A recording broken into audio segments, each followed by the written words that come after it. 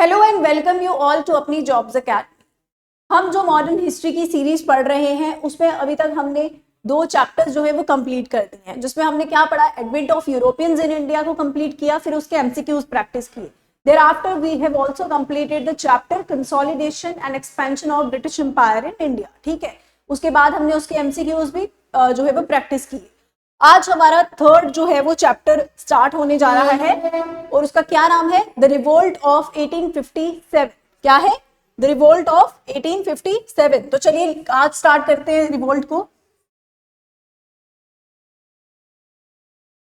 The revolt of 1857। ठीक है, अभी जो 1857 का ये रिवोल्ट है ये बहुत इंपॉर्टेंट है। ठीक है, उन सब बच्चों के लिए जो भी किसी एग्जाम की प्रिपरेशन कर रहे हैं। अभी तक हमने जो पहले 2 चैप्टर पढ़े वो भी बहुत इंपॉर्टेंट थे, क्योंकि उनमें से भी काफी चीजें जो है एसएससी रेलवे, अगर आप प्रीवियस ईयर की बुक खोलकर देखें एज वेल एज जो मैंने आपको एमसीक्यूज करवाए थे, तो वो सारे एग्जाम्स में क्वेश्चन जो है वो अपीयर होते हैं।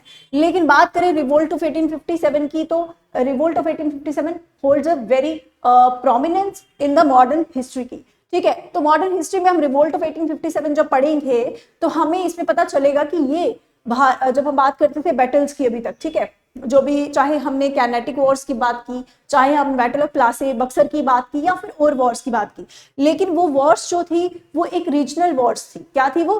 रीजनल वॉर्स थी। ठीक है, जिसमें आपने देखा होगा कि अगर हम प्लासी की बात करते हैं, बक्सर की बात करते हैं, तो ये कहाँ कहाँ हो रही है, ये उसी एक पर्टिकुलर एरिया में जो है वो हो रही हैं। बंगाल बिहार में कहीं पर्टिकुलर एरिया में जो है वो हो रही हैं। लेकिन अगर हम दूसरी तरफ बात करें, उसके बाद अगर हम बात करें फ्रेंच और इंडिया की, ईस्ट इंडिया कंपनी की जो वॉर्स हुई, ठीक है, जिनको हम कैरनेटिक वॉर्स कहते हैं, वो भी कैरनेटिक के एरिया में थी। तो दैट मीन्स वो एक पर्टिकुलर एरिया में ही होती है। लेकिन जो रिवोल्ट ऑफ 1857 है, जो रिवोल्ट ऑफ 1857 है, वो जो रिवोल्ट है ये पूरे हम पूरा तो नहीं कहेंगे कि ऑल ओवर इंडिया में ऐसा नहीं है, क्योंकि क्यों ये जो है वो एक अनसक्सेसफुल अटेम्प्ट था, वो भी आगे हम पढ़ेंगे।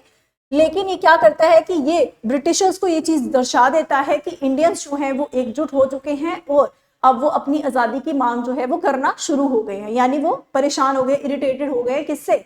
अंग्रेजों से। ठीक है, तो ये वाली रिवोल्ट जो है वो बड़ी इंपॉर्टेंट है। तो लिखेंगे रिवोल्ट ऑफ 1857। चलिए स्टार्ट करते हैं। तो आपको सबसे पहले क्या जानना है कि ये रिवोल्ट जो है स्टार्ट कैसे होता है वो सब हम पढ़ेंगे, लेकिन इसके पीछे कुछ कारण होंगे ना। तो सबसे पहले हम क्या पढ़ेंगे? Causes of the revolt of 1857। तो let's start with the causes of the revolt. बताइए मुझे क्या रिवोल्ट के कॉजेज होंगे। देखिए, अंग्रेजों से, ईस्ट इंडिया कंपनी से जो इंडियंस हैं वो बहुत ज्यादा परेशान हो गए थ्रू देयर डिफरेंट पॉलिसीज। वो चाहे जो भी पॉलिसीज चला रहे हैं उससे इंडियंस परेशान हो रहे हैं, पर कैसे हो रहे हैं और कैसे वो एक जो है वॉर में कन्वर्ट हो जाता है, एक रिबेलियन में कन्वर्ट होती है, सारी चीजें वो अभी हम धीरे धीरे पढ़ेंगे। ठीक है, चलिए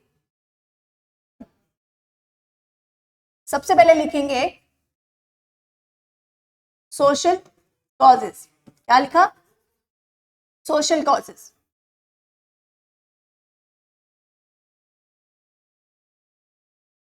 as I have taught you earlier कि सोशल कॉजेज में क्या आएगा, मैंने आपको पहले ही पढ़ा दिया हुआ है।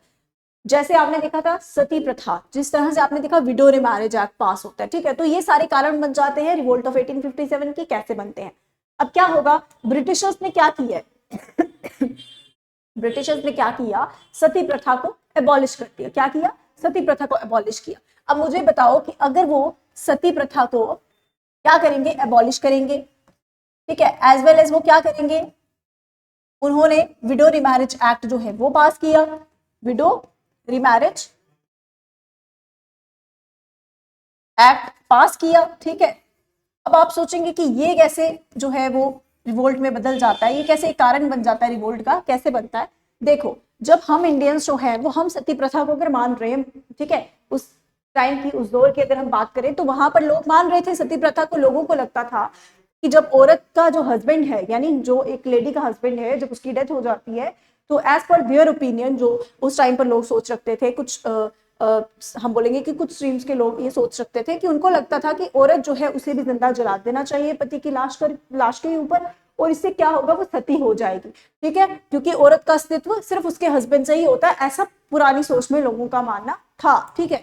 अब चाहे जो भी है, उनकी जैसी भी सोच थी, पर ब्रिटिशर्स जो है वो क्या कर रहे हैं, वो उस चीज में इंटरफेरेंस क्रिएट कर रहे हैं उनके रिलीजियस पर्सपेक्टिव पर, उनके जो चाहे ऑर्थोडॉक्स व्यूज ही थे, पर उनपे ब्रिटिशर्स जो है वो सवाल उठाने वाले कौन थे, ठीक है। तो इंडियंस इस चीज से बहुत ज्यादा परेशान हो जाते हैं कि जो हमारी सती प्रथा थी, हम इसको एजेस से, बहुत दौरों से जो है वो मनाते आ रहे हैं, लेकिन ये कौन होते हैं इसमें इंटरफेयर करने वाले, ठीक है। ये था फर्स्ट पॉइंट। दूसरा पॉइंट क्या कह रहा है, विडो रिमैरिज एक्ट, यानी विडो का की दोबारा से शादी करवाना। ये एक एक्ट पास होता है 1856 में, और इस एक्ट में क्या था कि देखो, जिस तरह से लोग जो है वो मानते थे कि औरत जो है जब वो विधवा हो जाती है, जब उसका हस्बैंड जो है वो मर जाता है, उसके बाद उसे शादी करने का हक नहीं है, सोसाइटी के डिफरेंट डिफरेंट नॉर्म्स के अकॉर्डिंग।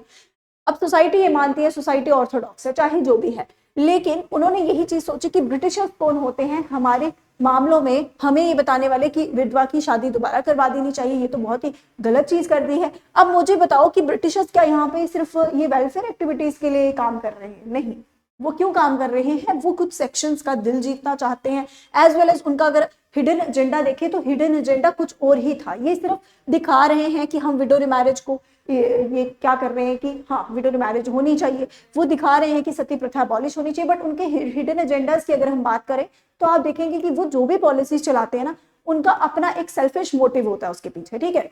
लेकिन इंडियंस को तो इंटरफेरेंस लग रही है ना कि हमारे मामलात में क्या हो रहा है, दखल अंदाजी की जा रही है, तो विडो रिमैरिज एक्ट भी एक कारण बनता है, ठीक है। आई आपको समझ बात। दूसरा पॉइंट लिखेंगे हम, पॉलिटिकल कॉजेस। कौन सा? Political causes. अब देखिए पॉलिटिकल कॉजेस कैसे एक कारण बन जाएगा। पॉलिटिकल मींस राजनीतिक कारण की बात कर रहे हैं। राजनीतिक refers to different government bodies, different ruling parties, इनके बारे में ही राजनीति होती है, ठीक है, पावर। अच्छा, अब होता क्या है कि ये पंजाब को जबरदस्ती एनेक्स करते हैं। डलहौजी ने जो एनेक्सेशन पॉलिसी चलाई, जिसमें अवध को मिस गवर्नेंस के तौर पर जो है वो क्या किया जाता है, एनेक्स कर लिया जाता है ब्रिटिश एम्पायर के साथ।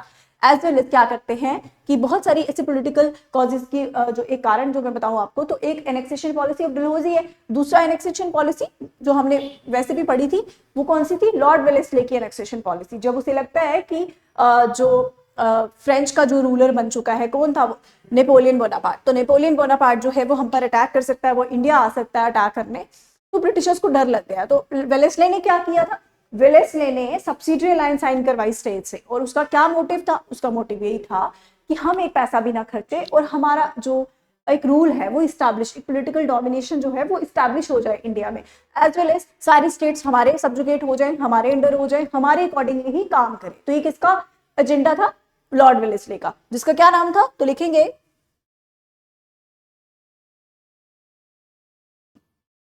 क्या लिखेंगे?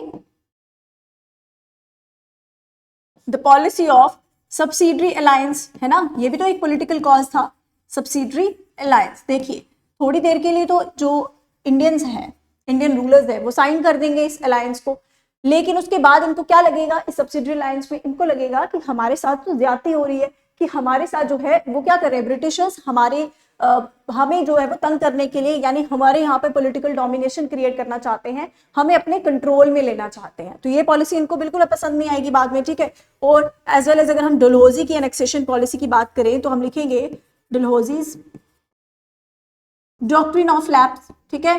डलहौजी की जो डॉक्ट्रिन ऑफ लैप्स थी कि अगर किसी राजा की मौत हो जाती है और उस राजा का कोई अपना वंश नहीं है, इट मींस कि उसका अपना बायोलॉजिकल चाइल्ड नहीं है, तो वो कोई भी उसने अडॉप्ट चाइल्ड होगा जो उसका, तो वो अडॉप्टेड चाइल्ड को हायर नहीं बना सकता। इट मींस कि वो अपने अडॉप्टेड चाइल्ड को राजा नहीं बना सकता, गद्दी पर नहीं बिठा सकता। ये किसका मानना है? ये मानना है ब्रिटिशर्स का। उन्होंने ये पॉलिसी, स्पेशली डलहौजी ये इंट्रोड्यूस करता है इस पॉलिसी को, which was called doctrine of lapse, ठीक है। चलिए इसने कौन सी की थी? ये की थी लॉर्ड वेलेस्ले ने, ठीक है। आ रही है समझ आपको? अब क्या होता है देखो, इसने डॉक्ट्रिन ऑफ लैप्स के अंतर्गत पंजाब को जबरदस्ती अनेक्स किया, ठीक है, सिखों के साथ लड़ाइयां की, वॉर्स की, एंग्लो सिख वॉर्स होती हैं, एज वेल इसने अवध को मिस गवर्नेंस के तौर पर क्या किया, मिस गवर्नेंस के तौर पर उसे अनेक्स कर लिया कि तुम जो हो वो काबिल नहीं हो गवर्नमेंट चलाने के, तुम तो बेकार की गवर्नमेंट चला रहे हो, अच्छा नहीं चल रहा है सब कुछ, तो हम जबरदस्ती जो है वो अनेक्स कर लेंगे, ठीक है। तो हम लिखेंगे स्पेशली जो पंजाब और अवध को किया, और भी तो बहुत सारी स्टेट्स को किया था, जैसे मैंने बताया था आपको, सतारा, संबलपुर, जैतपुर, उदयपुर, झांसी, तो सारी जगहों को अनेक्स किया था। और अगर हम बात करें झांसी की, तो झांसी में भी आपको पता है ना, जो रानी लक्ष्मीबाई थी, who was ruler of Jhansi, उनका भी अपना जो है वो बायोलॉजिकल चाइल्ड नहीं था, उनके हस्बैंड जो है गंगाधर राव, उनकी डेथ हो जाती है। अब उसके बाद जो उनका एडॉप्टेड चाइल्ड था, झांसी की रानी उन्हीं को राजा बनाएगी ना, लेकिन ये कौन नहीं चाहता था, ये नहीं चाहते थे ब्रिटिशर्स, तो वो झांसी को भी 1854 में एनेक्स कर लेते हैं। अब झांसी को भी एनेक्स कर लिए तो झांसी भी इसके अगेंस्ट, पंजाब, अवध, सितारा, जो भी स्टेट्स हैं वो सारी इसके खिलाफ हो जाएंगी, ठीक है। तो ये था हमारे पास पॉलिटिकल कॉजेस, ठीक है। तो चलिए आगे करते हैं। नेक्स्ट हम लिखेंगे, अब सोशल कॉजेज हो गए, उसके बाद हमारे पॉलिटिकल कॉजेज हो गए, कुछ इकोनॉमिक कॉजेज भी होंगे, economic causes.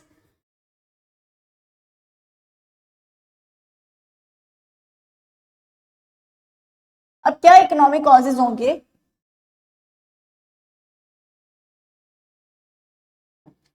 Let me right. देखिए ब्रिटिशर्स क्या कर रहे हैं, इंडियंस को एक्सप्लॉइट कर रहे हैं हर मामले में, चाहे हमने परमानेंट सेटलमेंट की बात की जिसको जमींदारी सिस्टम कहते हैं, चाहे हमने महलवारी सिस्टम की बात की, रियोतवारी सिस्टम की बात की, जिसमें मैंने आपको बताया था कि यहाँ पर रूलर है ना, जिसको भी जो पपेट रूलर है, लिख देते हैं पपेट रूलर, किसने बनाए थे, ईस्ट इंडिया कंपनी ने। अब ईस्ट इंडिया कंपनी ट्रेजरी जो है वो किससे लेगी, रूलर से लेगी। अब यहाँ पे क्या होगा, यहाँ पे बीच में आएंगे जमींदार्स, कौन आएंगे, जमींदार्स, उनके नीचे कौन आएगा, सरपंच और पंच जो होते हैं गांव के, है ना, सरपंच या पंच होते हैं गांव के, उनके नीचे कौन आएगा, उनके नीचे जो किसान, जो फार्मर्स हैं, जो हम पेजेंट्स बोलते हैं जिनको, वो आएंगे, ठीक है। ये एक जो है फ्लो चार्ट में मैंने आपको बताया, ठीक है। अब होगा क्या, अब आप देखेंगे कि अगर जमींदार जो हैं वो पे करते हैं रूलर को, यानी कि स्टेट की ट्रेजरी में जाएगा ना, लेगा तो कौन पैसा, ईस्ट इंडिया कंपनी लेगी, ओवरऑल हेड तो ईस्ट इंडिया कंपनी बनी हुई है, लेकिन जो पैसा है वो किसकी ट्रेजरी में जाना है, वो स्टेट की ट्रेजरी में जाना है जहां पे वो रूलर है, और वो रूलर जो है वो किसका पपेट है, ईस्ट इंडिया कंपनी का, यानी पैसा भी उसके हाथ में होगा, ईस्ट इंडिया कंपनी के। अब होगा क्या कि जो ये जमींदार हैं, क्या है, जो ये जमींदार हैं, अगर ये जमींदार डायरेक्ट जो है वो इसे पे करता है, यानी स्टेट में पे करता है क्या, टैक्स, ठीक है, तो उसे क्या बोलते हैं, उसे बोलते थे जमींदारी सिस्टम, क्या बोलते थे, जमींदारी सिस्टम, ठीक है। अगर सरपंच और पंच जो हैं, सरपंच और जो पंच हैं गांव के, अगर वो जाकर स्टेट में पैसा जमा करेंगे, और पैसा ले किससे रहे हैं, रेवेन्यू कलेक्ट कहाँ से कर रहे हैं, फार्मर से कर रहे हैं ना सारे, बट जरिया जो इंटरमीडियरीज होते हैं, बीच वाले जिनको हम बिचौलिया कहते हैं, वो क्या करेंगे, वही पैसा ऊपर देंगे ना। तो यानी अगर जमींदार पैसा रूलर को देगा फार्मर से लेकर, उसको जमींदारी सिस्टम कहेंगे। अगर सरपंच और पंच जो है वो पैसा लेकर फार्मर से किसको देंगे, रूलर को, यानी स्टेट में डालेंगे, स्टेट की ट्रेजरी में शामिल करेंगे, तो उसे क्या कहेंगे, उसे कहेंगे महलवारी सिस्टम, महलवारी सिस्टम, ठीक है। और अगर फार्मर्स यानी जो खुद किसान है, जिनको एक्सप्लॉइट किया जा रहा है, जिनके ऊपर जो है जिनके साथ शोषण किया जा रहा है, वो अगर क्या करेंगे, वो आकर खुद जो है वो पैसा रूलर की ट्रेजरी में डालते हैं, स्टेट की ट्रेजरी में डालते हैं, तो उसको क्या कहते हैं, उसको कहते हैं रियोतवारी सिस्टम। क्या बोलते हैं उसको, रियोतवारी सिस्टम। अब होगा क्या, देखो जमींदार ने अगर पैसा पे कर दिया रूलर को, तो क्या हो गया, जमींदारी सिस्टम, ठीक है। अगर तो पे किया सरपंच और पंच ने सीधा रूलर को पैसा नीचे से लेकर, महलवारी सिस्टम। और अगर फार्मर्स ने बीच वालों को छोड़ दिया कि नहीं हम डायरेक्ट ही पैसा जो है वो स्टेट की ट्रेजरी में देते हैं, तो फार्मर्स वाला कौन सा हो जाएगा, रियोतवारी सिस्टम। अब देखो है क्या, ये टैक्स सिस्टम है, ये क्या है, ये टैक्स सिस्टम है जो ब्रिटिशर्स के द्वारा लगाए गए, क्या है ये, टैक्स सिस्टम है। अब मुझे बताओ, जब इतना इतना टैक्स जो है इन्हें पे करना पड़ेगा, अल्टीमेटली जो तंग कौन हो रहा है? तंग तो फार्मर्स हो रहे हैं। जमींदारों को इतनी परेशानी नहीं है, सरपंच पंच को इतनी परेशानी नहीं है। परेशानी किसको हो रही है? एक्सप्लॉइट किसको किया जा रहा है? फार्मर्स को किया जा रहा है। And when they were exploited they started to rebel against the East India Company, है ना, उनके खिलाफ हो जाएंगे। तो यानी ये टैक्स सिस्टम से परेशान हो जाते हैं और बाद में जो ये रिवोल्ट होगा 1857 का, उसमें ये भी शामिल हो जाएंगे। ठीक है, आपको बात समझ लगी? इकोनॉमिक कॉजेस में क्या आएगा? पहला हमारा आएगा, लिखेंगे, अभी मैंने आपको समझाया, आपको समझ आ गई कि किस तरीके के टैक्सेस जो है ब्रिटिशर्स यहाँ पर लगा रहे हैं, जिससे क्या हो रहा है, जो यहाँ के पेजेंट्स थे वो बहुत ज्यादा परेशान हो गए थे। ठीक है, टैक्स सिस्टम्स किसको इरिटेट करते हैं? इरिटेटेड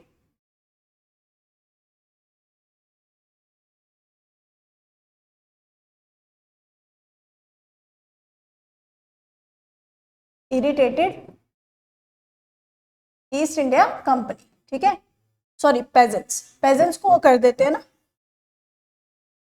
यानी फार्मर्स। तो इनको बहुत ज्यादा परेशान कर दिया इस टैक्स सिस्टम ने।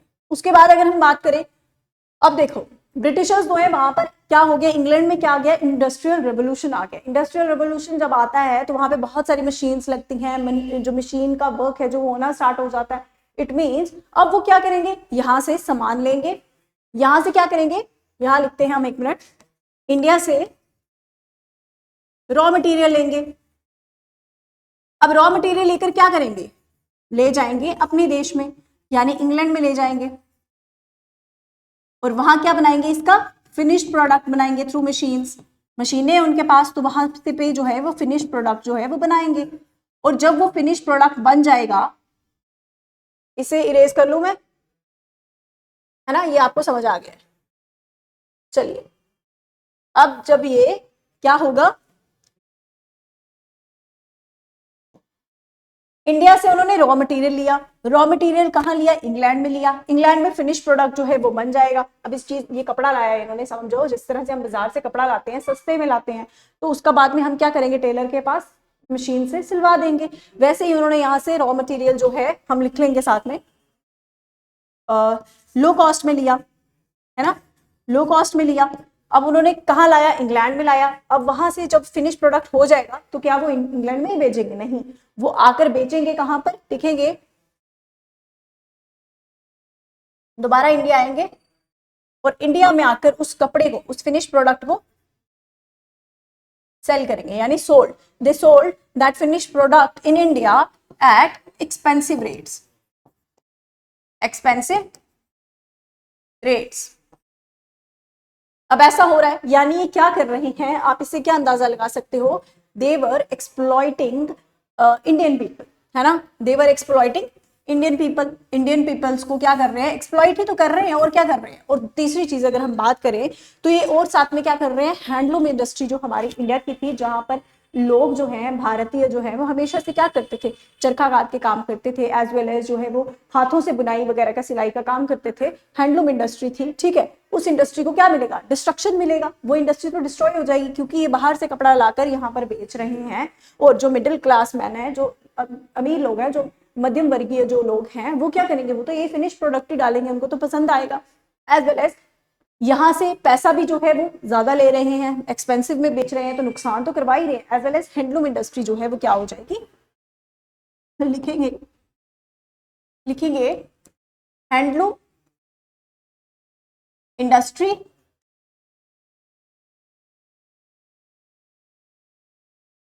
डिस्ट्रॉयड, है ना, उसे तो गिरा रहे हैं ना। हैंडलूम इंडस्ट्री जो है उसे तो काफी ज्यादा नुकसान देखने को मिल रहा है। ठीक है, सो ये था एक कारण। ठीक है,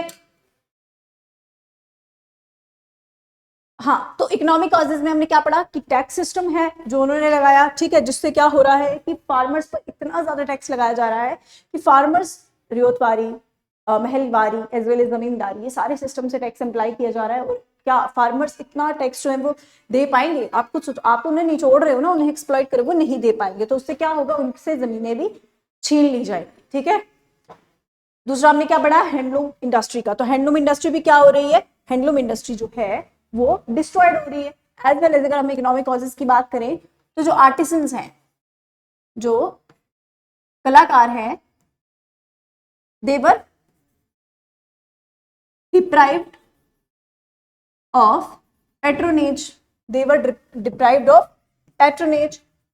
मतलब जिस तरीके से आप देखते हैं कि रूलर जो होते थे वो क्या करते थे, वो पेट्रोनेज लेते थे ना, वो अपने कोर्ट में, अपने किंगडम में क्या करते थे, अपने राज्य में डिफरेंट डिफरेंट लोगों को, जो भी कलाकार होते थे, जिस तरह से आपने नाम सुना होगा बहुत सारे नाम आपने सुने होंगे, कालिदास की बात करें हम, ठीक है, उसके बाद बहुत सारे नाम जो है अभी मेरे दिमाग में नहीं आ रहे, तो उन्होंने जैसे कालिदास हो गए और चाणक्य वगैरह थे, जो भी डिफरेंट डिफरेंट किंगडम्स की बात कर रही हूँ, उन्होंने अपने वहां रखे होते थे, चाहे डॉक्टर के तौर पर यानी वैद्य के तौर पर, चाहे पोइट्री शायरी के तौर पर, डांसर्स के तौर पर, या फिर हम कहें कि कोई कवियां जो है कवि होते थे, कोई किताब वगैरह लिखते थे, कोई राइटर होते थे, अबुल फजल वगैरह जो अकबर के टाइम पर थे। तो इस तरीके के आर्टिसंस जो हैं वो कहाँ रहते थे, रूलर्स की पेट्रोनेज में रहते थे। लेकिन अब तो ये डिप्राइव्ड हो गए ना, डिप्राइव्ड मीन्स इनसे छीन लिया वो पेट्रोनेज। कैसे छीना, उन्होंने जब रूलर्स को ही अपने अंडर कर लिया, अपने हिसाब से किंगडम चला रहे हैं, तो रूलर की कहाँ चलेगी, रूलर कहाँ किसी को, आर्टिसन को वहां रखेगा। तो इट मीन्स आर्टिसन को भी क्या हो रहा है, इनको पेट्रोनेज तो लूज हुआ, एज वेल एज इनको बहुत ज्यादा डिस्ट्रक्शन जो है वो फेस करना पड़ रहा है। इनके पास पैसा कहाँ से आएगा, ये जाकर मान लेते हैं कि अकबर के कोर्ट में बैठते थे अबुल फजल, अब वो अबुल फजल कोर्ट में बैठते थे अकबर के, वहां पर जाकर किताबें लिखते थे, तो अकबर के बारे में, अकबर की ऑटोबायोग्राफी लिखी है ना उन्होंने आईने अकबरी, तो इस तरीके से तो उन्हें पैसा मिलता था, यानी वो अपना जो कमाई का सोर्स है वो वहीं से करते थे। लेकिन अगर उन्हें जो है ब्रिटिशर्स, उस टाइम तो ब्रिटिशर्स की बात नहीं कर रही हूँ मैं, ये मैं एग्जाम्पल दे रही हूँ आपको, अगर ब्रिटिशर्स क्या करेंगे, उनको निकाल देंगे, उनके रूलर को ही अपने कब्जे में कर लिया, तो इट मीन्स जो उनके द्वारा रखे गए लोग हैं उन्हें तो निकाल देंगे, उन्हें निकाल देंगे, तो मुझे बताओ कि उन आर्टिसंस का क्या होगा, वो पैसा कहाँ से कमाएंगे, उनको भी डिस्ट्रक्शन फेस करना पड़ेगा। तो it means it was also part of economic causes, ठीक है। ओके, अब हमने बात कर ली है डिफरेंट कॉजेस की, तो चलिए लिखते हैं। एक रिलीजियस कॉज भी था, रिलीजियस कॉज क्या था, जो रिलीजियस कॉज है वही एक इमीडिएट कॉज है, क्या है, हम ऐसे लिख लेते हैं, religious cause slash immediate cause, ठीक है। सबसे पहले तो वो रिलीजन में इंटरफेयर कर रहे हैं ना, हमारे हमारे भारतीयों के रिलीजन में इंटरफेयर कर रहे हैं, जब हमें बता रहे हैं कि तुम्हें सती करना चाहिए, नहीं करना चाहिए, तुम्हें विधवा की शादी करवानी चाहिए, नहीं करवानी चाहिए, देवर इंटरफेयरिंग इन रिचुअल्स, ठीक है। और साथ में उन्होंने क्या किया, रिलीजियस कॉज ही एक इमीडिएट कॉज बन जाता है, जिसमें हम लिखेंगे एक र्यूमर था, अब भगवान जाने वो र्यूमर था कि सच था, बट कहते हैं कि एक र्यूमर था कि जो कार्ट्रिजेस थी, कार्ट्रिजेस ऑफ राइफल, उनमें क्या क्या पड़ा था, उनमें पड़ा था बीफेनपिक फैट, ठीक है। तो इट मींस जब उन्होंने ये चीज इन्वॉल्व की तो इससे बहुत ज्यादा लोगों का रिलीजन, बहुत ज्यादा लोगों का फेथ जो है वो हिल गया, क्योंकि हिंदूज कंसिडर्ड गाय को गाय माता, और जो मुस्लिम्स हैं उनको इनका नाम नहीं लेना, ठीक है। तो दोनों के लिए ये चीज क्या हो जाएगी, बहुत खराब हो जाएगी, बहुत गलत चीज हो जाएगी कि क्या किया इन्होंने, ब्रिटिशर्स ने क्या किया, हमारे धर्म के साथ जो है, हमारे फेथ के साथ, हमारे विश्वास के साथ खिलवाड़ किया, ठीक है।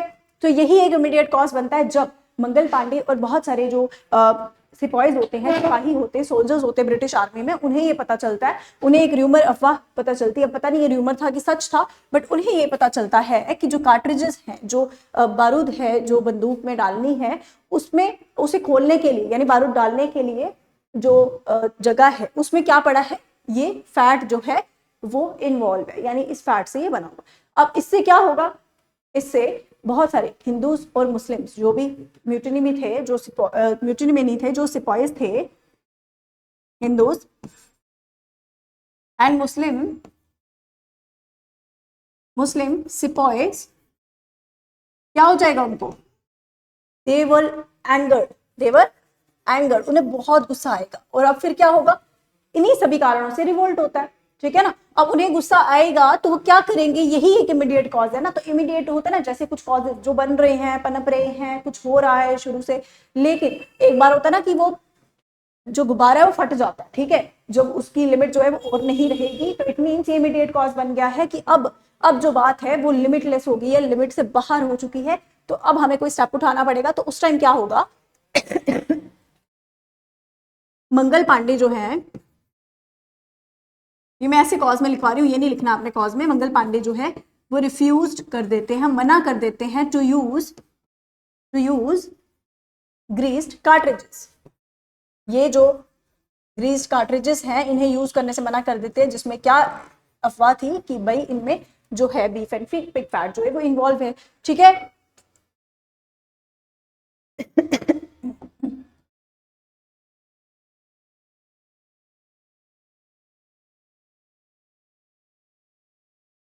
ठीक है, सो ये थे कुछ कारण जिनकी वजह से रिवोल्ट जो है वो होता है। इसमें मैं आपको एक दो चीजें ऐड करवा दूं कि और अब अगर हम बात करें तो अवध की जब हमने बात की थी, ठीक है, जब हमने अवध की बात की थी तो देखिए अवध में क्या होता है कि ब्रिटिशर्स जो हैं वो क्या करते हैं, अवध को जबरदस्ती उन्होंने अनेक्स किया on the basis of miss governance कि भाई तुम अच्छी गवर्नमेंट नहीं चला रहे। अब उन्होंने कर तो दिया, प्लस वो क्या करते हैं 75,000 उनके सोल्जर्स जो होते हैं ना उन्हें बैन कर देते हैं। यहां हम लिखेंगे उन्हें रिटर्न कर देते हैं, कहां के लिए, बोलते हैं कि तुम चले जाओ, तुम्हें आर्मी से निकाल दिया जा रहा है। अवध की आर्मी में 75,000 सोल्जर्स को, सिपाहियों को वहां से निकाल देते हैं, ठीक है, अवध को एनेक्स कर लिया, उनकी आर्मी को निकाल दिया। अब वो कहाँ जाएंगे मुझे बताओ, वो जाएंगे अपने अपने गांव। अब क्या करेंगे, उनके पास तो काम नहीं रहा, तो वो भी तो ब्रिटिशर्स के खिलाफ हो जाएंगे ना, ईस्ट इंडिया कंपनी के खिलाफ होंगे। तो यही सब कारण जो है वो मिलकर क्या बनाते हैं, रिवोल्ट ऑफ 1857 करवाते हैं, ठीक है। जिसमें एक और बता दो, जनरल सर्विस एनलिस्टमेंट एक एक्ट था, जिसमें क्या था, उन्होंने बोला था कि भाई अब क्या होगा, ब्रिटिशर्स को हमारी परमिशन से क्या करना होगा, सी को क्रॉस करके भी अगर हम बोलेंगे तो जाना पड़ेगा, जो कि इंडियंस जो है वो उस चीज में नहीं करते थे, उन्हें नहीं जाना था, वो इस चीज को नहीं मानते थे कि हम सी क्रॉस करके नहीं जाएंगे। तो ब्रिटिशर्स ने ये भी चीज जो है वो एक एक्ट के द्वारा कही, जिसमें उन्होंने कहा कि अगर हमारा मन होगा, अगर हम चाहेंगे तो लड़ने के लिए अक्रॉस द सी भी जाना पड़ सकता है। तो ये सारे जो कॉजेज है ना, ये that would lead to revolt of 1857, ठीक है। आई आपको समझ कि किस तरह से रिवोल्ट होता है, डायरेक्ट तो नहीं होता ना कि एक ही दिन बम फटा तो रिवोल्ट कर दिया, ऐसा नहीं होता है। तो ये पीछे पीछे कारण बनते रहते हैं जिसकी वजह से बाद में रिवोल्ट होगा, ठीक है। जिसमें आगे हम चले,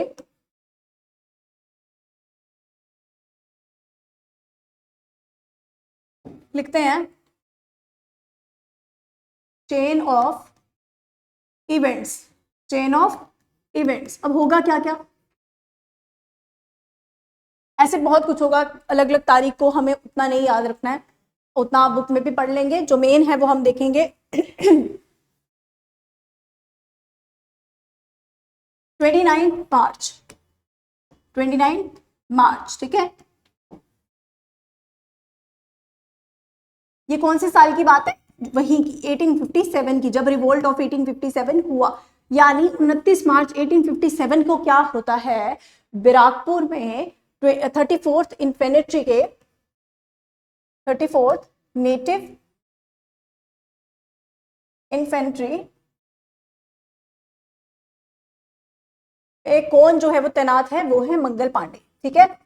मंगल पांडे, अगर आपसे क्वेश्चन आएगा, ये एसएससी में भी शायद क्वेश्चन आ चुका है कि जिसमें आपसे डायरेक्ट पूछ सकते हैं, मंगल पांडे वाज द सिपाही ऑफ विच नेटिव इन्फेंट्री, तो 34th नेटिव इन्फेंट्री के सिपाही थे, ठीक है। मंगल पांडे वो है, वो इसके सिपाही थे, ठीक है, इसमें तैनात थे, सिपाही थे, ठीक है। और कहां पर, बैराकपुर, बैराकपुर कहां पर है, एट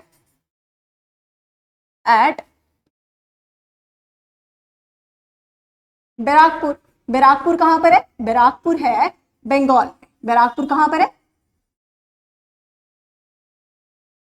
उस टाइम का जो बंगाल था that was comprised of Assam, Bihar, Bangladesh, ठीक है, उन सभी चीजों से ये बंगाल उस टाइम कंप्राइज था, बाद में डिवीजन हो जाती है। तो ये बैराकपुर में वहां पर 34th इन्फेंट्री जो नेटिव इन्फेंट्री है उसका पार्ट थे, कौन, मंगल पांडे, ठीक है। लेट मी हाईलाइट इट, ठीक है, आपको आई समझ। अब होगा क्या कि मंगल पांडे जो थे उन्होंने रिफ्यूज कर दिया, क्या रिफ्यूज किया मंगल पांडे ने रिफ्यूज किया कि मैं क्या नहीं करूंगा, मैं इस बात जो ये खबर थी, ये जो अफवाह थी, उन्होंने कहा कि मैं इसको इनफैनेटरी, ठीक है। मंगल पांडे बोलते हैं कि मैं इसे यूज नहीं करूंगा, जो ग्रीस कार्ट्रिजेस थे उसे यूज नहीं करूंगा, और इससे क्या होगा, उसका धर्म जो है वो भ्रष्ट हो जाएगा, तो वो मना कर देते हैं। अब उन्होंने मना किया तो बाकी भी सारे क्या करेंगे, मना करेंगे। लेकिन उससे पहले क्या होता है, जब ये मना करते हैं तो ब्रिटिशर्स क्या करेंगे, जबरदस्ती करेंगे। जब उन्होंने जबरदस्ती की तो मंगल पांडे ने क्या किया, मंगल पांडे ने एक ब्रिटिश जो पर्सन था, जो पर्सनल था, जो उनका आर्मी का, उसे क्या किया, उसे मार दिया, ठीक है। He killed the British personal. अब जब उन्होंने उसे मारा तो उसके बाद क्या होगा, ब्रिटिशर्स को तो बहुत ज्यादा गुस्सा आ जाएगा, बाद में वो इन्हें फांसी दे देंगे, ठीक है। क्या देंगे, फांसी देंगे, ठीक है। सो लिखेंगे 6 अप्रैल 1857। अब इस तारीख को क्या होता है कि मंगल पांडे को फांसी दे दी जाती है। क्या होता है,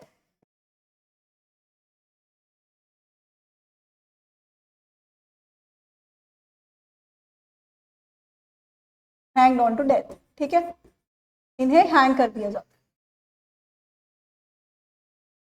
मंगल पांडे को हैंग कर दिया गया तो इससे बहुत ज्यादा जो है वो गुस्सा, बहुत ज्यादा एंगर जो है वो पूरी इंडिया में जो है वो मटने लगा, जिसकी वजह से क्या होता है कि बाद में बहुत सारे जो इंडियन सोल्जर्स हैं एट डिफरेंट प्लेसेस, जो डिफरेंट डिफरेंट जगह में काम करते थे, जो ब्रिटिश के अंडर जो है वो सिपाहीज थे, वो क्या करते हैं, वो भी मना कर देते कि हम भी इसे यूज नहीं करेंगे। एज वेल एज क्या करते हैं, उन्हें ब्रिटिशर्स जो है वो एक्सप्लॉइट करना शुरू होते हैं। फिर उसके बाद क्या होता है कि अबाउट 85 सोल्जर्स जो हैं वो क्या करते हैं, वो जेलों के, जो भी जेल्स होती थी ना ब्रिटिशर्स, जहां पर कैद करके रखते थे इंडियंस को फॉर डिफरेंट क्राइम्स, और जब उनका मन करता था जिस तरह से वो एक्सप्लॉइट करते थे, तो उन्होंने क्या किया, उन 85 सोल्जर्स ने वो दरवाजा खोला जेलों का और उन सभी को भागने दिया। किसको, उन कैदियों को भागने दिया। अब वो सारे मिलकर क्या करेंगे, सारे मिलकर जो है वो मेरठ से निकलेंगे और मेरठ से होते हुए कहाँ को जाएंगे, वो सारे जाएंगे रेड फोर्ट यानी दिल्ली में जाएंगे। और दिल्ली में जाकर क्या करेंगे, दिल्ली में जाकर वहां के जो दिल्ली के जो एम्परर थे उस टाइम के, जिनको हम क्या बोलते हैं, last Mughal emperor of India, उनको यानी बहादुर शाह जफर को क्या करेंगे, उनको बोलेंगे हम आपको अपना प्रोक्लेम्ड एम्परर ऑफ इंडिया घोषित करते हैं, तो आप हमारे एम्परर ऑफ इंडिया बनोगे और हम रिवोल्ट करेंगे, आप हमें लीड करोगे, you will lead us in our revolt, ठीक है। सो बाकी डिफरेंट कब क्या हुआ, जिसमें मैं आपको बता दूं 6 अप्रैल को मंगल पांडे को जो है वो ऑन टू डेथ इनको हैंग कर दिया जाता है, जिसके बाद 9 मई को कुछ सोल्जर्स जो हैं वो रिफ्यूज कर देते हैं और उनको 10 साल की सजा सुना दी जाती है। उसके बाद आप बात करें तो 10 मई को सोल्जर्स जो हैं वो क्या करते हैं, इम्प्रिजनमेंट का जो दरवाजा है उसे खोल लेते हैं और कैदियों को रिलीज कर देते हैं, ठीक है। उसके बाद मेन इंपॉर्टेंट डेट है 10 मई 1857, ठीक है। ये 3 आपने याद रखनी है। 29 मार्च को मंगल पांडे ने ये रिफ्यूज किया, 10 मई को 6 को इनको डेथ होगी, 6 अप्रैल को इनको हैंग कर दिया गया। 10 मई को क्या होगा, सोल्जर्स या हम सिपाहीज बोल सकते हैं, इंडियन सिपाहीज जो थे वो ब्रिटिश आर्मी में मार्च टुवर्ड्स, कहां चलते हैं, अभी मैंने आपको बता दी स्टोरी, मार्च टुवर्ड्स रेड फोर्ट पर जाते हैं और वहां पर जो मुगल एम्परर हैं एंड आस्क मुगल एम्परर, क्या नाम है उनका, बहादुर शाह जफर, लिखेंगे बहादुर शाह जफर। ये कौन से बहादुर शाह हैं, ये 2 वाले हैं, ठीक है। बहादुर शाह 1 वाले कौन से हैं, who was the son of elder son of Aurangzeb, जिनको मुअज्जम के नाम से जाना जाता था, वो थे बहादुर 1। और बहादुर शाह जफर जो है, यानी इनको पेन नेम जो है इनका जफर है, और ये बहादुर शाह 2 है, ठीक है, who was the last Mughal emperor of India, ठीक है। And ask Mughal emperor to be the proclaimed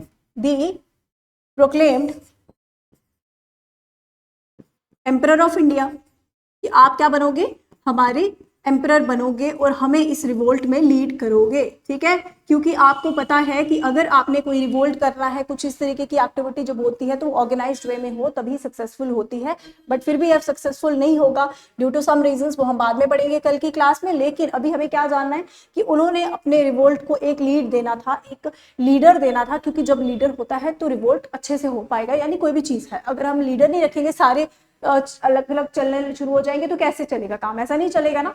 तो लीडर किसको बनाते हैं, मुगल एम्परर जो हैं उस टाइम के बहादुर शाह जफर जो होते हैं उन्हें एम्परर जो है वो घोषित करते हैं और उन्हें कहते हैं कि अब हम क्या करेंगे, और गए कहां से हैं, मेरठ से गए हैं। कहां से गए हैं, ये नहीं लिखा, march towards Red Fort from soldiers from Meerut, Meerut से होते हुए मार्च करते हैं रेड फोर्ट की तरफ और मुगल एम्परर को कहते हैं कि आप हमारे प्रोक्लेम्ड एम्परर ऑफ इंडिया बनोगे, जिसमें हमने क्या किया, रेड फोर्ट की तरफ जाते हैं। ठीक है, कहां से जाते हैं ये आपको याद रखना है, क्वेश्चन में आएगा, पेपर में आएगा question, when was the revolt of 1857 started, 10th मई को जो स्टार्ट होता है। और अगर आपसे पूछेंगे from where the revolt of 1857 started, from Meerut, Meerut से स्टार्ट होते हैं। हु वाज द लास्ट, या फिर ऐसे भी नहीं लास्ट में पूछेंगे, who was the leader of India at the revolt of 1857, कि अगर पूरे रिवोल्ट का लीड को किसने लिया अपने हाथों में, तो बहादुर शाह जफर। 2, और अगर आपसे पूछेंगे कि who was the last Mughal emperor of India, तो Bahadur Shah Zafar second was the last Mughal emperor of India. फिर आपसे पूछ सकते हैं when Mangal Pandey got hanged 6 April 1857, पूछ सकते हैं to which native infantry did Mangal Pandey belong, तो कौन सी से बिलोंग करते हैं, 34th नेटिव इन्फेंट्री। समझ आ रही है, इस तरीके से आपके क्वेश्चन जो है फ्रेम होंगे। एज वेल एज आपको पूछा जा सकता है कि does this statement involves in the causes of social causes of the revolt of 1857 और simply the causes of revolt of 1857, तो आपको क्या स्टेटमेंट दे दी जाएगी, फॉर इंस्टेंस आपको दे दिया जाएगा annexation of Awadh, annexation of Punjab was also a cause of revolt of 1857, आपको पता होना चाहिए कि या इट इज राइट ऑप्शन। दूसरा देंगे आपको was सती प्रथा an obstacle that caused harm to British India, yes, ठीक है, ये भी एक ऑब्स्टेकल ही बन गया था ब्रिटिशर्स के लिए, क्योंकि इंडियंस जो है वो इरिटेट हो गए और इसके खिलाफ हो गए ईस्ट इंडिया कंपनी के। Was window remarriage act was a cause, ठीक है, yes it was also a cause. ठीक है, इस तरीके से आपसे पूछा जा सकता है और आपको ध्यान से इनको पढ़ना है। इसका मतलब ये नहीं कि अगर हम जेकेएसएसबी एसएससी की तैयारी कर रहे हैं तो हमें सिर्फ ये देखना है कि रिवोल्ट कहाँ से हुआ, सिर्फ वो स्टेटमेंट नहीं देखनी, आपको कॉजेज को भी ध्यान से पढ़ना है, कॉन्सिक्वेंसेज को ध्यान से पढ़ना है, क्योंकि क्वेश्चन जो है वो स्टेटमेंट बेस्ड भी आ सकता है, डायरेक्ट क्वेश्चन जरूरी नहीं है कि हमेशा वो फैक्चुअल ही पूछे। ठीक है, क्योंकि आजकल एग्जाम्स का जो लेवल है वो भी हाई हो रहा है, तो इसलिए आपको अपनी प्रिपरेशन को भी थोड़ा हाई लेवल पर लेना होगा। So thank you so much for the day.